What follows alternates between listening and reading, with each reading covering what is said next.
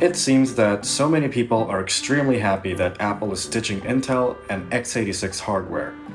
Meanwhile, I'm still stuck on x86 platform of Macs because I'm too broke to buy a decked out Apple Silicon 16-inch MacBook Pro. But me personally, I still have some hope on Intel Macs.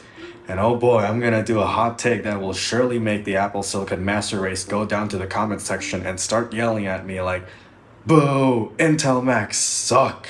Hope you like that heat and throttle performance. Boo! You should delete this video and channel because your opinion on Intel Macs doesn't matter.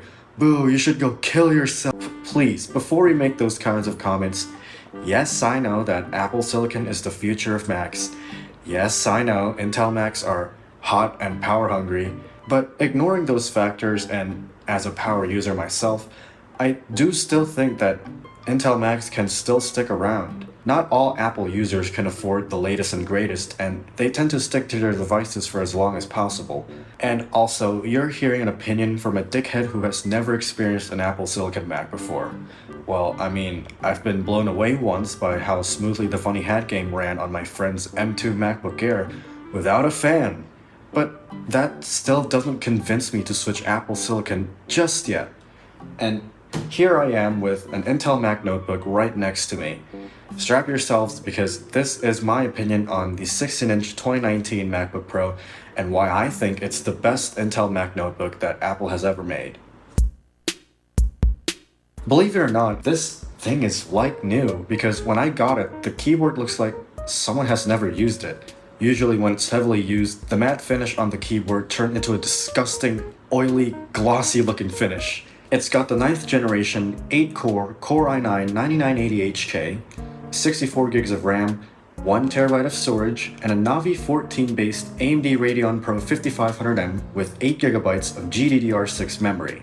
I'm saying the graphics configuration is not the highest configuration because in mid-2020, Apple silently updated the graphics to have the Navi 12-based AMD Radeon Pro 5600M GPU with 8 gigabytes of HBM2 memory to be the highest configuration. Oh, and also the storage. Gosh, 1 terabyte is not enough for me. Okay, so first, you might want to hear about its thermals. On battery in a room temperature of 32 degrees, yes, this thing gets significantly hot while browsing Twitter on Safari. Yes, this thing gets hot when watching videos.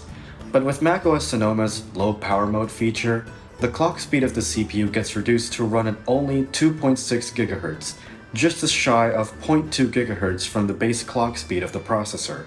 This might reduce the heat, but not by significantly. It still gets warm when browsing the web, and unsurprisingly, when editing video on low power mode, it gets very hot.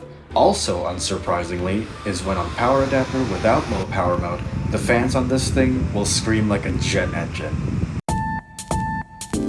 Moving on to the miscellaneous stuff. First off, the keyboard. Good riddance this has to scissor switch keyboard. I've tried countless butterfly key switches in the past and I do not like it. It's just that the feel of clicking the key is horrible. The scissor switch on the 2019 16-inch Intel MacBook Pro is miles better. It's an okay scissor switch keyboard, there's not much else to say about it. The touch bar is still there, and personally I don't mind it at all. However, unlike the butterfly MacBook Pros, this one has a dedicated escape key, whereas the latter is located in the touch bar. As for biometrics, this Mac has a Touch ID fingerprint sensor located on the top right of the keyboard. It's fast and snappy, not much else to say about it. Next is the microphone and webcam. For the microphone, I think it's the best sounding microphone on any notebook ever. Take a listen. I don't f***ing know why many people complain about fan noises on a laptop. Like, what the hell? These fans are for cooling the processor, and if you're complaining about it, try going out in the summer and work out selling lemonades. Do you get hot? Do you feel like you need a fan? Are they the best? I don't know. You'll be the judge. But for me, it's definitely better than any other conventional laptop microphone. The webcam, though, kinda sucks. It's very grainy and noisy, especially in low light. The good thing, though, is that starting with macOS Ventura, you can use the iPhone's back camera as a webcam for the Mac, and it can dramatically improve the video quality. But as for the internal camera of this MacBook, it's definitely worse compared to the 13-inch M3 MacBook Air with the 1080p FaceTime HD camera. Next up, battery life. I feel like the battery has been replaced by Apple at some point because it has 10 battery cycles when I initially got it. For those who are unaware, this Mac's battery has an 8,790 mAh capacity rated at 99.8 watt-hours, just a shy of 0.2 watt-hours from the FAA battery on board limit. I did 2 tests, however both on low power mode because obviously battery life on Intel Mac notebooks sucks without low power mode. The first test is with the automatic graphics switching turned off, which means it will always use the AMD GPU. The window that exists are 3 Safari windows, one where I work on a document, a private browsing tab, and a YouTube video playing in the background with 50% brightness. It took this laptop 4 hours to go from 100% to 20%, and I'd imagine half an hour later it'll be dead by then. Not the best battery life, but pretty expected since it's using the discrete GPU. Now, as for only using the integrated GPU, the battery life is twice as long. I'm not joking. I get about 9 hours of continuous productivity time from 100% to 8 AM to leaving home at 5 PM with 21%. Don't get me wrong, 9 hours is a lot of screen on time, especially on an Intel laptop. However, is the trade-off really that worth it? The overall macOS performance got cut in half because I see many stutters and inconsistent frames when switching between desktops and minimizing windows, especially on its highest scale resolution. Finally, the speakers. Holy wow, these speakers blow me away. It is definitely the best speakers I've ever heard compared to any other laptops. They are definitely better than the 13-inch M3 MacBook Air. Now, I have a sample recording on how the speakers sound like, but keep this in mind. The audio was recorded with an iPhone, and the acoustics in my room is not exactly the best. And obviously, whatever audio equipment you're using, it's gonna sound like that. But hey, it's just a point of reference and for fun mostly. Take a listen.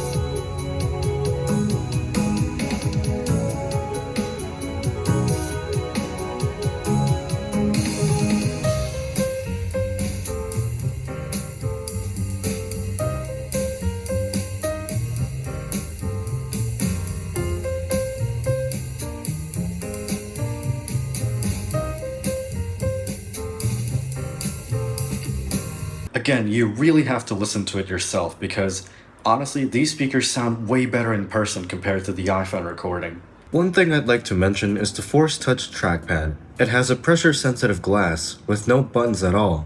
The click that you feel is actually a vibration motor underneath the glass, and it's quite convincing. My experience with this trackpad is delightful. It feels smooth to navigate the cursor and when scrolling. This thing is a gigantic glass surface and it's smooth to touch and slide across. Sometimes I even prefer using this trackpad rather than a dedicated mouse, and sometimes I wish Windows laptops had this kind of trackpad. As for the display, it is giant. It has a resolution of 3072 by 1920 pixels at a pixel density of 226 pixels per inch. It has a 16 by 10 aspect ratio, which I think should be the standard for workstation laptops, because they have more vertical space, so scrolling should be done less, and more text content can be displayed.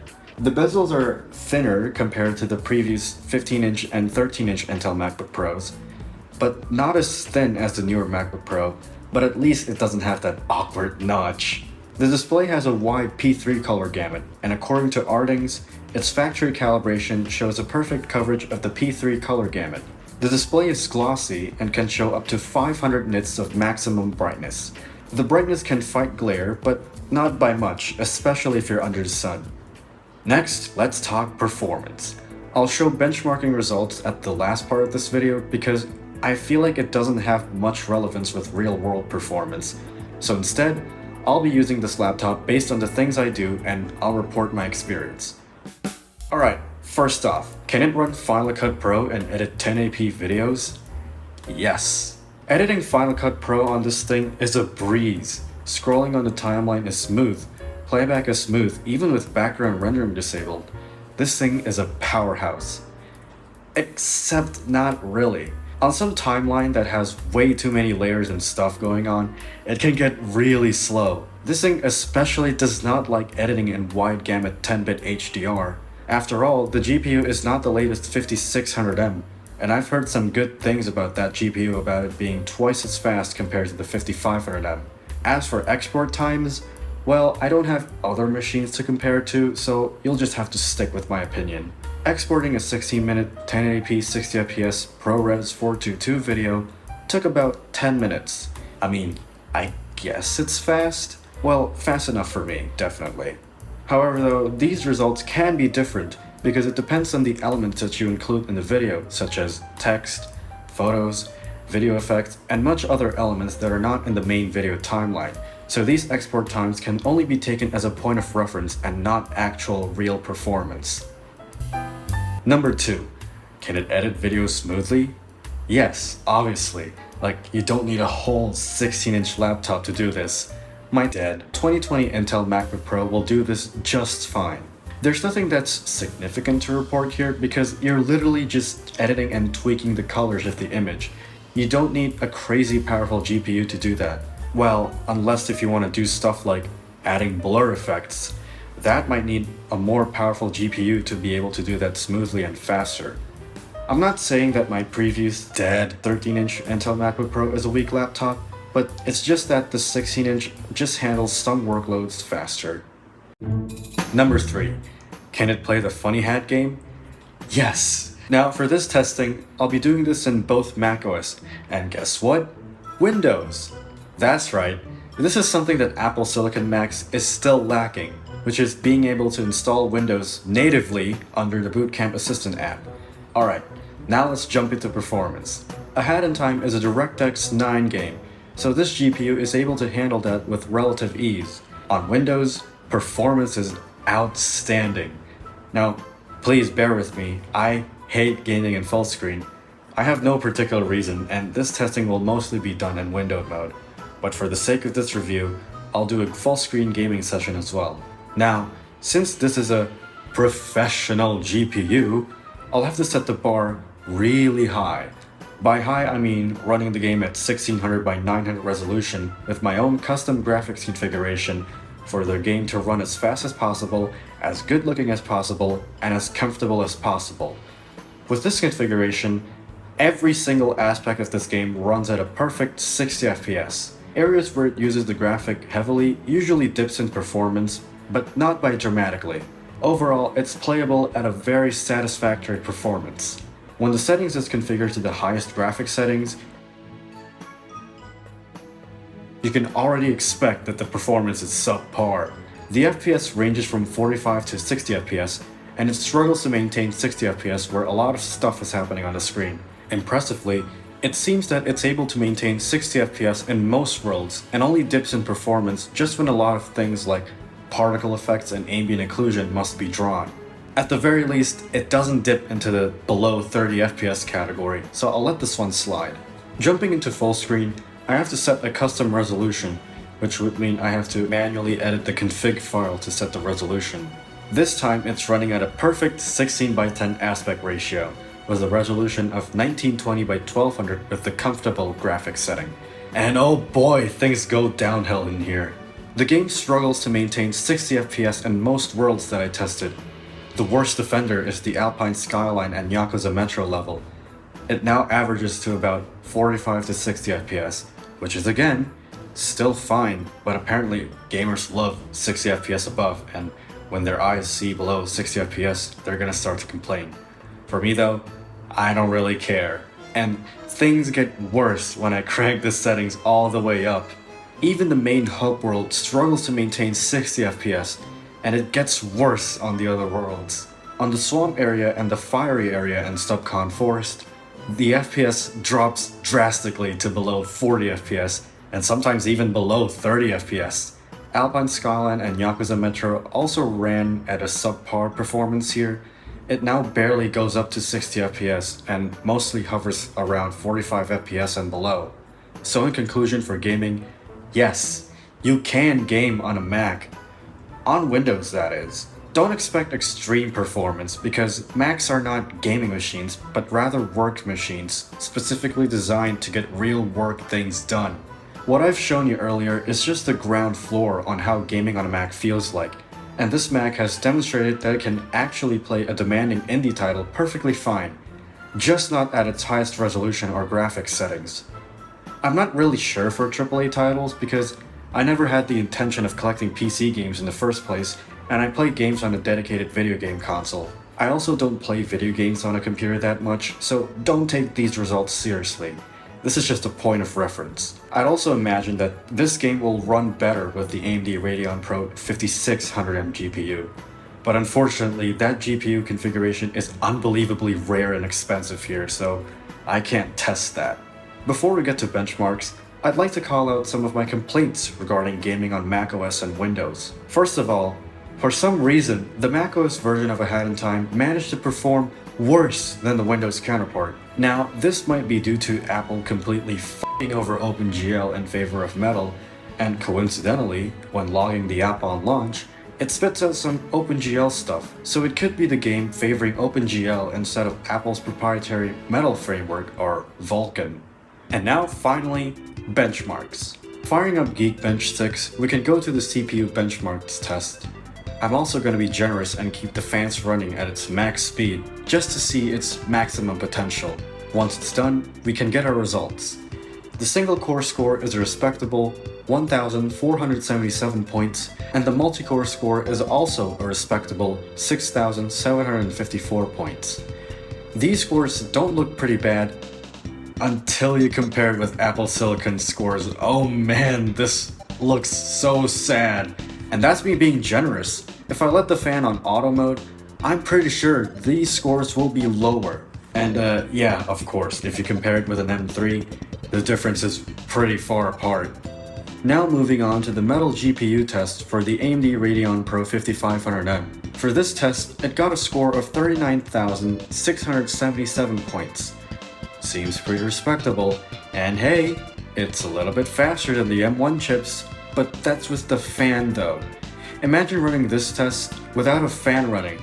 I'm betting the GPU will die right before my eyes. Same goes with the OpenCL GPU test. The AMD Radeon Pro 5500M got a score of 29,429 points, which is again, a bit faster than the M1 chips, but again, without a fan, and I'd imagine the scores will be lower without a fan.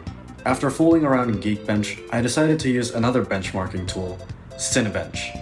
For the GPU, it got a score of 1,795 points, multi-core CPU has a score of 548 points, and single-core CPU has a score of 73 points. Not a whole lot to say here because I know nothing about Cinebench. But there's another thing that I have to talk about this laptop, and that it is insanely hard to find a reliable one of these machines. You have to be very careful when hunting for one. On my last video about this laptop, it had several major issues that prevented me from using this laptop. There were way too many crashes on the OS, and the main issue is related to the AMD GPU. And looking for various online articles regarding it, it looks like there were a few people who are affected by it. Looking at eBay, there were tons of these MacBooks that were sold under the 5500M or even the weaker 5300M GPU. And coincidentally, most of the issues that were reported on the internet were mostly related to the 5500M GPU. Yes, I know, the 5600M GPU is insanely rare, but what can you do about it? The 5500M is unreliable, and finding a good condition 5500M is hard too without physical inspection. I got the motherboard replaced for one of these, and the GPU issues seem to have gone away even under heavy load, so I have no complaints there on the 5500M. But what about first-time buyers? What if they have to suffer through those? Well, if you just want a Mac that works, you would probably be happy with an Apple Silicon Mac, even with the base model. But for Intel Mac seekers like me, it's a pretty tough thing to do. So if there weren't any 5600M equipped MacBooks listed on eBay, then I had no choice but to look for the 5500M. Now, the final question you might ask is, why the f did you buy an Intel Mac notebook in 2024? Well, the reason is quite complicated. I get this Mac instead of an M3 MacBook Air because I still rely on x86 programs on macOS, and I also like how it natively supports Windows. I'm also not a fan of platform emulation for real-work things. Things can be unoptimized, and if something goes wrong, I can't report the problem directly to the developer because I'm emulating x86 code on an ARM platform. And don't judge me, I just like the convenience of being able to dual boot Windows and macOS on a single laptop. And I like the design of this MacBook Pro, and I don't want to have the hassle of bringing another Windows laptop just to run the Funny Hat game or maybe Windows applications. It's just not practical for me.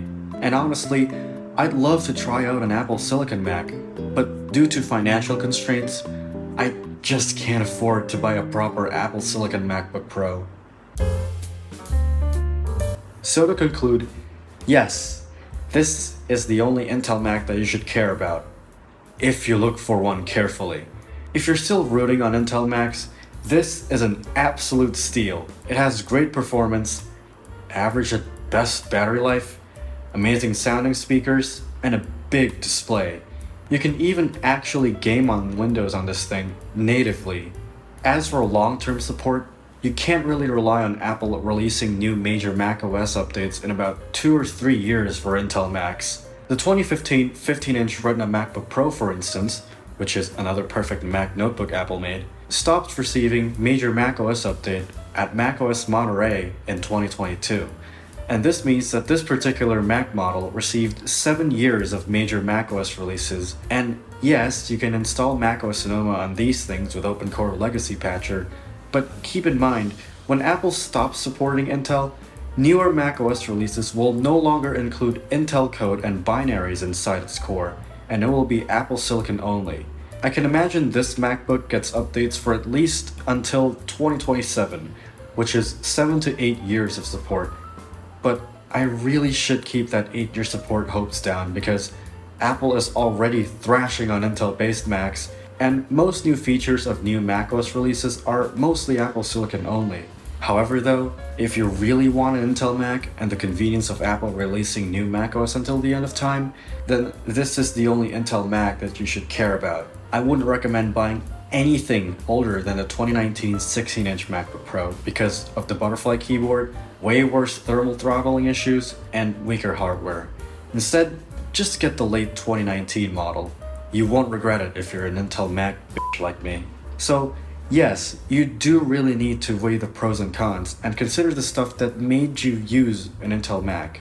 For me though, it's essentially an all-in-one computer where it can happily run macOS, Windows, and Linux. I still hate Windows though. But sadly, it's the only way for me to enjoy a Hat in Time natively. And yeah, that's about it really. Wire is still here.